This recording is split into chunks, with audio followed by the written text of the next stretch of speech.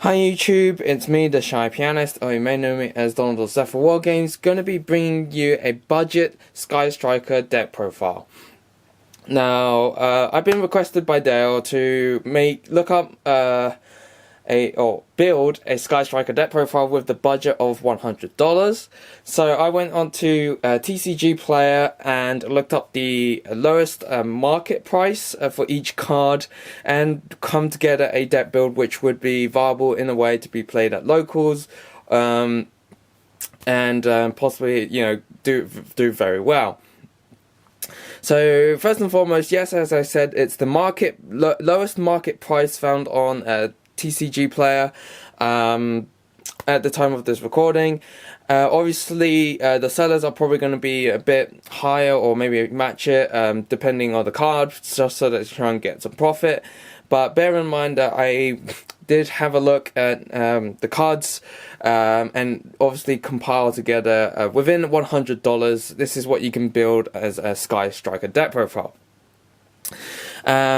I guess first and foremost, rarities that are shown in the cards in this deck profile do not reflect obviously the market price, just because I show like secret ghost ogres, but you can still play the supers, which are the value which more likely to be at. And secondly, my card sleeves are standard size, because as with most of my decks, they are this size, sadly. So starting straight off, we are playing obviously the girl herself, Charlotte, or obviously Sky Striker Ace Ray, and she comes at a nice 65 cents per copy. Well, you gotta play free in the Sky Striker deck profile. If you're not, what's wrong with you? So as I mentioned, we are playing Ghost Ogre.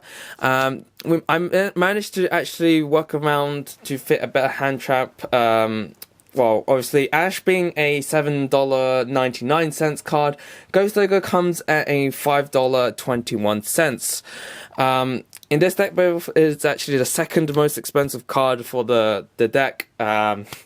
So, being able to at least have Ghost Ogre or Ash is just very nice to have in a budget build. So that's what you gotta look out for. We're also playing Triple Effect Veiler. Effect Veiler comes at a nice $2.75. Obviously, the different rarities, obviously going to be playing the commons, but I just like to spice things up by playing different rarities for the most part, and probably trigger a certain friend. Anyway, that's it for the monsters, monster lineup, whoops. We are playing, in the spells, obviously we are playing the Triple Engage. Now, Engage is the most expensive card, as you will probably come to expect, being at $6.95. Now, this is obviously a big drop from what it was when it first came out, I think being at least a £50, so about a minimum like $55 card. This is just a card that is now just dropped in price a lot. We are also playing the Triple Anchor. Anchor is actually a nice $1.59, so very budget now to just grab this potential effect negator and stealer as well. It's just, even if you're not playing in Sky Striker, it's just generally good to have in your arsenal for any of your decks, generally speaking. Next, we have the two Shark Cannons. Now, Shark Cannon comes at a nice 30 cents per card. Obviously, from what I've seen and play testing, two Shark Cannon is actually very nice to have, to be able to just steal your opponent's you banish. For some matchups you just banish, but in most of your cases you will just want to banish and steal. It's very handy to have. I think in one of my games at the locals, I managed to steal 1,000 Lives Restrict, prevent my opponent from attacking, and also attaching their Thunder Dragon Titan to it, because and Colossus in another turn. Just was be able to get out board threats, but then be able to utilize your opponent's monsters against them. So yeah, Shark Cannon. If not, use your opponent's monsters to go into like your Link 4s and whatnot. We are playing the 2 Area 0. Now, Area 0 is a nice 51 cents. Obviously, just 2 to access your whatever you can excavate, but obviously to access Ray as well. And we also have the one-off multi-roll being a nice 33 cents. The 1 Hornet drones at 21 cents.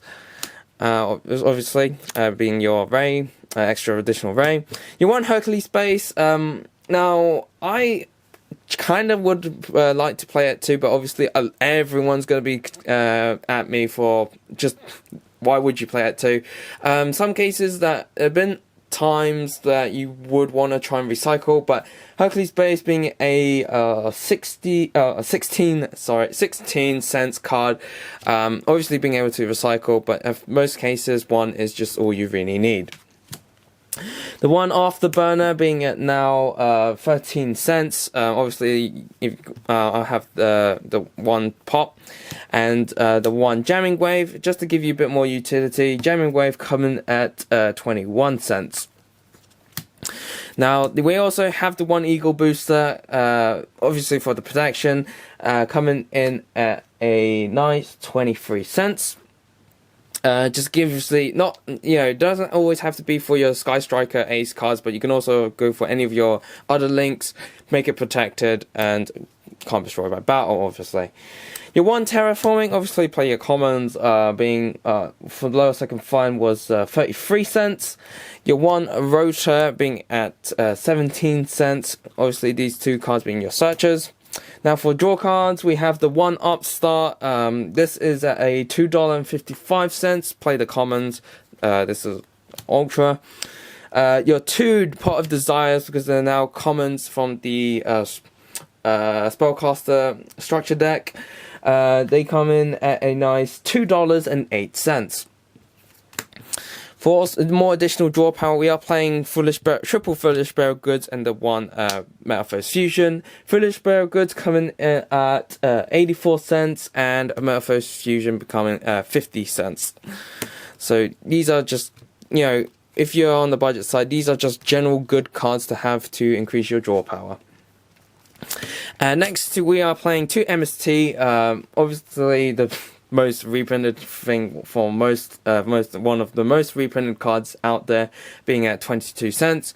Reason for MST is that you can also, looking back from other previous winners and players and deck builds, MST has actually come out in the case of actually just getting 1-for-1 cards for counter traps and threats, like your Saddam Great, Roar or Rage, and also against the Orcus plays. If they have the 1 Crescendo, you just play your MST to the Crescendo and get rid of it outright. And obviously, do keep in mind if Dingrusu is obviously on the field, which will 9 times out of 10 will be. So obviously play around against Dingrusu, but then generally just get it out. Or just anything really. You can play Twin Twister, but it's just general case of whether you want to discard or not. So MST is just a nice option for that part. And to round up, you've probably obviously seen it from it popping up. We are playing the 1 Metaverse, and we are playing the triple Mystic Mine. Now, being on a budget, Mystic Mine just comes up a lot to just be able to stall and just legit help you in some games where you're facing against a massive board. Mystic Mine being a $3.32 and Metaverse being $1.69. It's just really nice to have in a Sky Striker deck, simply because that you only really rely on the 1 monster. And obviously, if your opponent has like I faced against the other day in Bournemouth Locals, my opponent ended with 3 Colossus on the I think 2 Colossus and 1 Titan. If only I had actually mained this and just play it outright, my opponent wouldn't have been able to do nothing, and I can just keep attacking directly with Hayate. But yeah, as a budget build, Mystic Mine is probably your best floodgate for this deck, and the 1 Metaverse is obviously to help that. So that's it for the main deck. The main deck in total is $76.75. So yeah, we're being within $100. It's still very viable to make Sky Striker. On to the extra deck. We are playing obviously the one Kagari, being at 90 cents. Triple Shizuku being at $2.57. Next we have the triple Hayate. Hayate being at a nice 89 cents for the lot. Obviously you can pick up the secrets now because they probably look a lot more prettier. And we are playing the two Kana, being at 33 cents per copy. Now Kana is still very viable. You can probably play at free. For budget wise, simply because as soon as you start making your plays, you can just go into Kana, play your spells to gain the 100 life, and then go into Kagari as well as the others on the board. Obviously consider that, yeah, you probably will at most cases only need to have one to play when your opponent starts getting over your monsters, and then obviously go into killing off your Suzuku or Hayate, and then going to Kana to prevent the battle. Some additional battle damage, but obviously the most worst way to win is obviously just going to Kana and then win in time just to gain 100 life.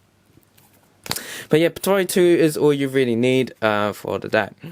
Now, we are playing to suit more for the meta. Now, we have the one heater at 51 cents. Now, heater actually comes up in the case of mirror match, being able to special summon your opponent's Kagaris to then search, but also using it against Salamangreats, and then just outright stealing some of their stuff and then going to the sort of higher links.